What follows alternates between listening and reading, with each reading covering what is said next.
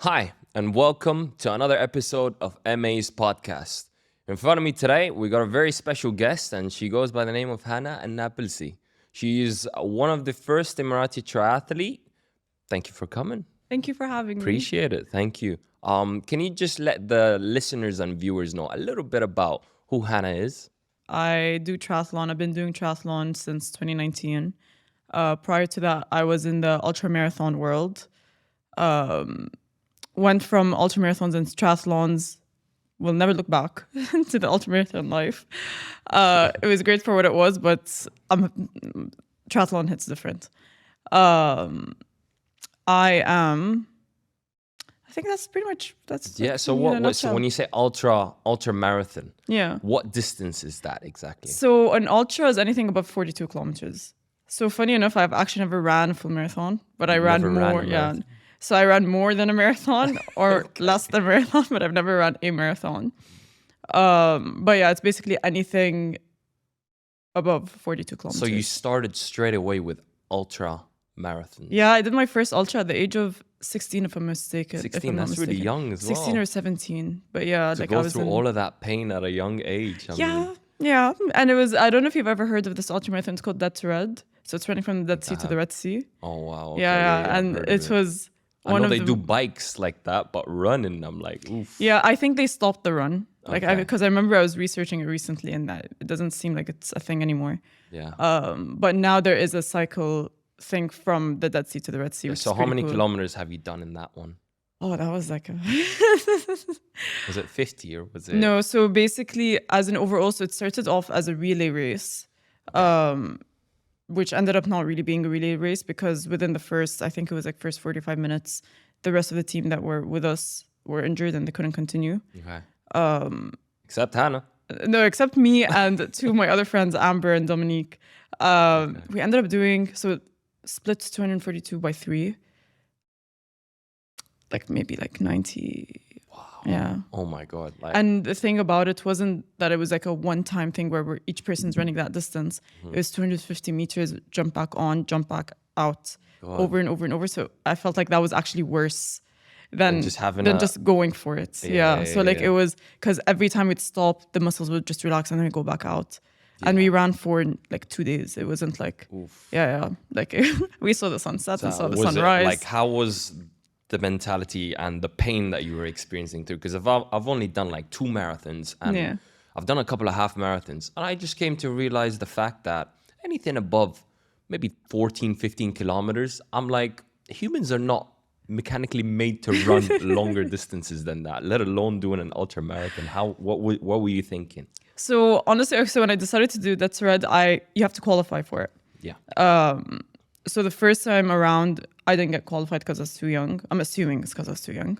And then the second time around, I got qualified, and then we continued training, whatever it was. And the training was very intensive. I remember one of the training sessions was a test to see whether we could go to the next steps. And it was a 6-hour run. And I remember going to my coach, I'm like, are you sure we're running for 6 hours? He's like, you're doing that to Red. Like, it's not 6 hours, it's like 16 hours. I'm like, so like 6 hours nonstop? He's like, yeah. I'm like, okay, like I don't know how I feel about that. So anyways, we go off and we do it. And we finished the 6 hours and I was fine. I was like, oh, okay, that wasn't so bad. Like, okay, I got bored. Okay. But like I was with 2 of my friends and we were just chatting and running, and it was like a very slow pace for 6 hours. Okay. So it was actually nice. Like it was enjoyable. I think you're the first person I heard say that, to be honest with you. So how did that switch to the triathlon world? So the last ultra I did, I injured my knee prior to it. And I was pretty stubborn about still doing this ultra that I signed up for. So I went and did it against like doctor's orders. You sound like me when I was young. Yeah. And I wish I was so young, like I was in my 20s. Yeah. So I went and I did it. And thankfully my cousin was with me. So I couldn't run. Like that was just it wasn't gonna happen. Yeah. I did maybe the first 15K and he stayed with me while we were running. And then throughout the rest, I just couldn't do it. So like he was helping me get to the end, and that was the end for my ultra. I'm like, I'm just done. Like I can't do it anymore. Yeah. And in that period, the same cousin that was with me on my last ultra was telling me about Ironman. I never even knew what an Ironman was. I didn't know what a triathlon was. I had no idea. Like, I've never heard of a world that has 3 sports under one discipline. And it started off kind of as a bet or like a dare. Okay. And because because I was known in my family for doing these, like, I would say outrageous races. So he's like, I dare you to do an Ironman. I'm like, watch me, I'll do it. He's like, okay, in 2 years. I'm like, 1 year. Ooh, okay. Luckily, COVID hit, so it really had more time. I had more time to train. But ended up signing up. What I thought for was a full Ironman. Ended up signing up for a 70.3. Okay. Only finding out 8 months into my training that it was a 70.3. Oh, no way. Yeah, and because basically I signed up for the Cozumel race. So you're more than ready for the 70. Oh, I was ready for 2 of them. Yeah. I was ready. Literally, because it's double the distance. And I remember when my friend pointed it out, telling me like, oh, Hana, you signed up for a 70.3. I'm like, no, Cozumel's full Ironman. And he's like, no, you signed up for a 70.3. I'm like, and then I signed up for a 70.3. So I just cut down my hours of training. Like, it was amazing, to be quite honest. Yeah. Especially during lockdown. So you were basically in taper months before. Yeah. That's basically what it was. So Ironman 70.3 miles, and that covers the amount of miles in which you're covering 3 different disciplines, which is swimming, biking, and running.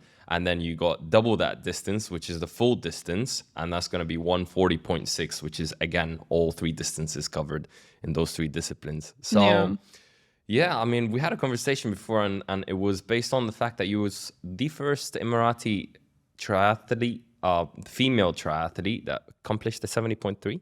No, so I was the youngest. The youngest? Yeah. Oh, wow. So when I finished my 70.3, I think I was 23.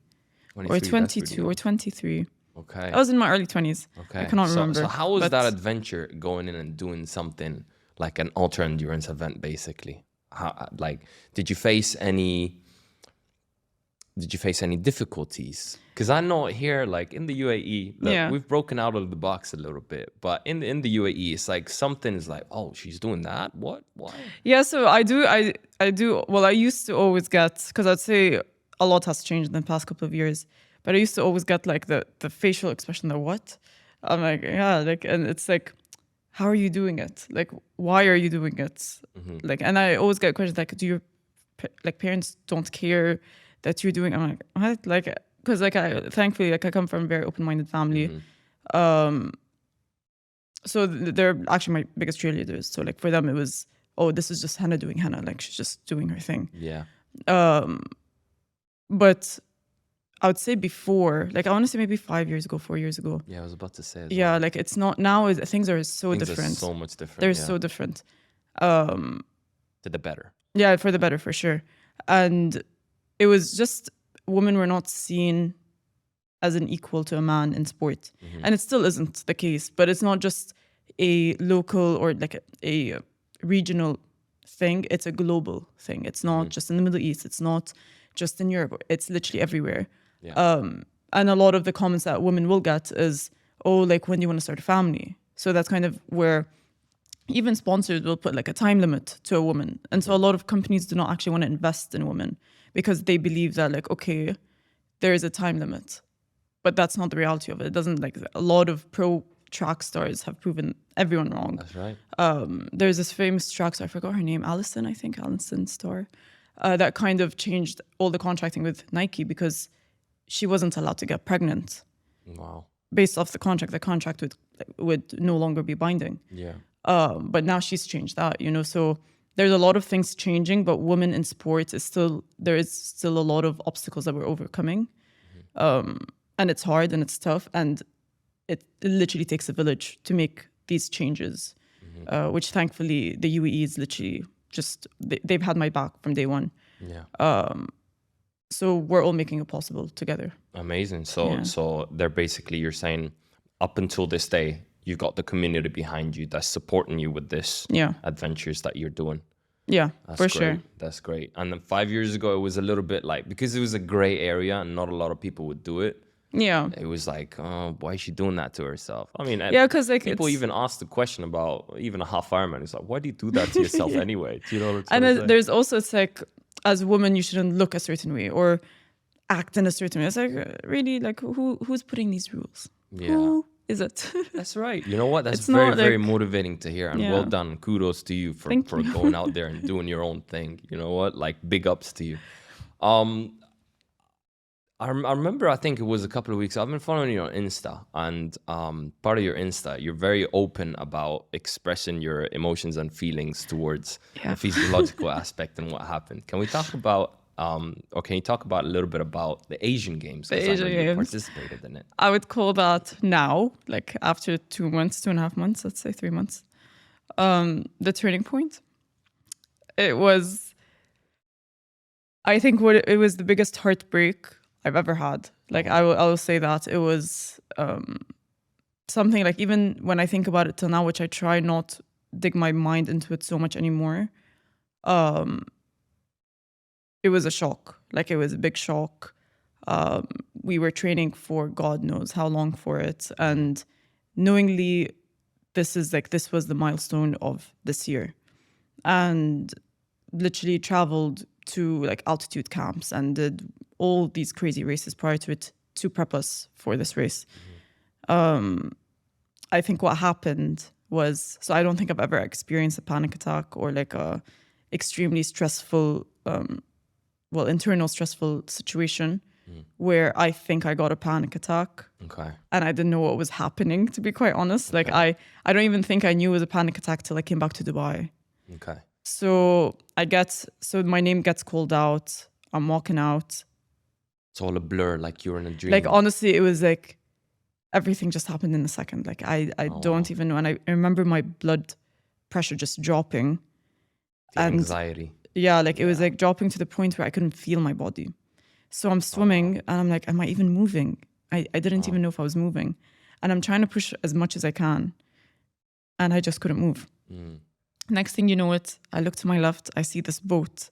I'm like, there is no way. Like, there is no way. I'm literally like, there's no way I'm the last one in this lake. I'm like, this can't be, like, I don't understand what's happening. So I think that got me in a worse mindset as well. And at that point, I'm like, it's mind over matter. It's mind over matter. No, it was not. My body has decided, it has given up. Like, it was out. Yeah. I get out of the lake. I couldn't see what was in front of me. I kept rewatching a video of me coming out of the lake. I couldn't see what was in front of me. So the fact that I was able to see it in a video, but not in person, it was kind of crazy. I get to my bike. I'm struggling to put on my helmet. I'm struggling to even hold my bike. And I get on, and then I think it was a good kilometer in, and then everything stopped, and then I could see everything felt okay, and I got my grip back. Yeah. By then it was too late. But with that, I went back. I was like, oh, was it my nutrition? I'm like, there was nothing that was different. Everything was the same. There was nothing external in that factor that would have had an impact on that. Yeah. It was internal that happened. What happened? Because I put so much pressure on myself. That's what it is. Yeah. Yeah. Like, I even remember 2 weeks prior to the race, I was waking up from body twitches in the middle of the night because of how stressed I was. It's crazy what anxiety does to you. Yeah. You know, it takes out so much of your energy. It's so much. But I wasn't even aware. That was the thing. Like, I wasn't aware of that. And then after the Asia Games, I think everything really does happen for a reason, because that's right. Now I have a sports life coach. I have a sports psychologist.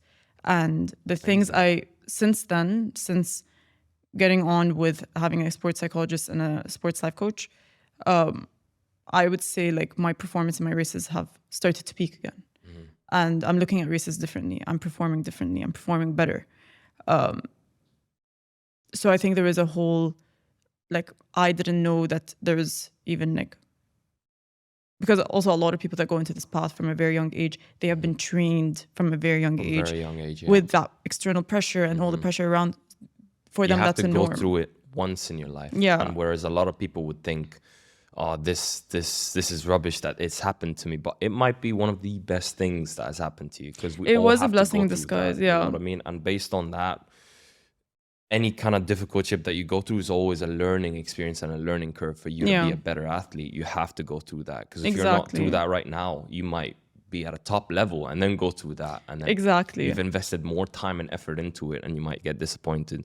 So it's really good that it's happened at a young age. It was one of the, like my coach, Joao, he literally till this, I will forever be grateful for this guy. Like the amount of meetings me and him have had after the Asia Games, I was not okay. Like there was anyone that knew me knew I was not okay. Like even I couldn't get out of this funk I put myself in. Yeah. And Joao was literally, I would say, the person that was literally like pulling me out. Yeah. And very proactive about finding a psychologist, very proactive about finding a sports psych coach. He's like, these are elements that we cannot put in your physical training, but your mind will allow your physical training to get to its peak. Yeah. So we created a whole game plan and it worked. Yeah. So literally, I would say because of him, we are where we are today. Amazing. Right now. And he's a great coach. No, he's insane. I've also talked to him. He's also been in the same seat that you've been in. Yeah. Yeah. So no, like God bless him, I honestly, dug into his mentality a little bit. I'm like, this guy is another level. He makes the underdogs. That's right. Absolutely. Into the pit bulls. Yeah. Like I have this quote. It's what was it? How did I forget it? The underdog has more bite than a pit bull. And I love that. That's turns awesome. You into a pit bull. Yeah. He has a plan, always has a plan. It's amazing. Yeah. And what's, in short term, what's the end goal for Hana? My end goal is the Olympics. Amazing. I can't wait to see that. And the fact that I'm looking at, because you're sharing your adventures on Instagram, I'm seeing that's really, really motivating. And I just want you to keep that up, honestly. Just keep doing what you're doing. You're in that right path. Everything that happens for a reason. Now, to close it off, I like to play a little game with everybody. And that game is just to dig in a little bit into your subconscious, right? And that game is, I would say, one word. Yeah. And then you have to answer as quick as you can based on that word. Okay? As quick as you can. Even if it's the most random thing you say. Okay? All right, you ready? Swim. Technique. You gotta be quicker. But nice. I like that. Bike. Wheels. Nice. Crocs. Amazing. That was a quick As a matter of fact, we are wearing Crocs. We decided, you know what? Why not? All right. Run. Fast. Gold. Angry. Win. Lose. Olympics. Win. Nice one. Podium. Win. Asics. Shoes. Great. Thank you very much for your time. It's been an absolute pleasure. Stay tuned for the next couple of episodes and MAs and keep watching. Thank you very much. Take care.